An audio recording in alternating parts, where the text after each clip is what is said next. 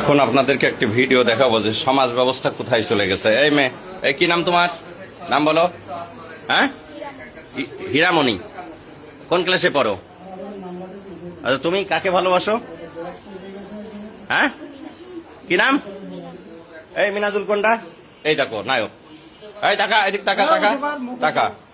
তুই কি করিস? ওয়েল্ডিং এর কাজ করিস। আর তুমি পড়ো কোন ক্লাসে? বেনাপোল মাধ্যমিক বিদ্যালয়ে, তাই না? ক্লাস 6-এ। এই তুমি তুমি হ্যাঁ, এই মাথা ইয়ে করো। তোমার বয়স এত হয়নি। কি নাম তোমার? তুমি ক্লাস 6-এ পড়ো? 7-এ। তো তোমার সম্পর্ক এই ছেলের সাথে, ও ক্লাস 7-এ পড়ে। এই দেখেন ব্যাগ বক্সা, বাসা বাড়ি থেকে এই যে স্বর্ণালঙ্কার সবকিছু নিয়ে, টাকা পয়সা নিয়ে, হ্যাঁ তারা হচ্ছে টাকা পয়সা স্বর্ণালঙ্কার সব নিয়ে বাড়িতে বেতনা এক্সপ্রেসে তারা চলে যাচ্ছিল।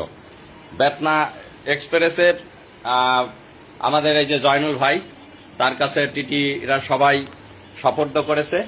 পরে আমার বাড়িতে নিয়ে আসছে, এমন প্রয়োজনীয় ব্যবস্থা গ্রহণ করা হবে।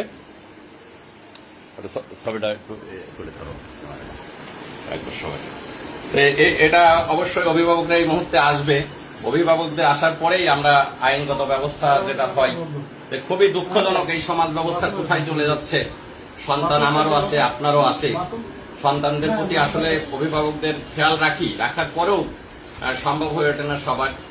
ওই একটা মেয়ের বাবা থাকে বিদেশ, আর এটা ক্লাস 7-এ পড়ে, তারা একই স্কুলে পড়ে, আর একটা ওয়েল্ডিং এর কাজ করে, খুবই অল্প বয়স্ক, যেটা মানে ভাবা যায় না। তারা অলরেডি বাড়ি থেকে পালায়ে তারা হচ্ছে এখন চলে যাচ্ছে। কোথায় যাওয়ার উদ্দেশ্য ছিল? কোথায়? এই খুলনা। কোথায় খুলনায় যায়? কি উদ্দেশ্য ছিল বল দিনি? কি পরিকল্পনা করেছিলি বল, কথা বল। কি পরিকল্পনা করছিলি? কি পরিকল্পনা করছিলি? যাই কি বাসা ভাড়া নিয়ে থাকবে এরকম একটা চিন্তা ভাবনা? তো বিয়ে হয়? তোদের বয়স হয়েছে, বিয়ে হইতো? বল।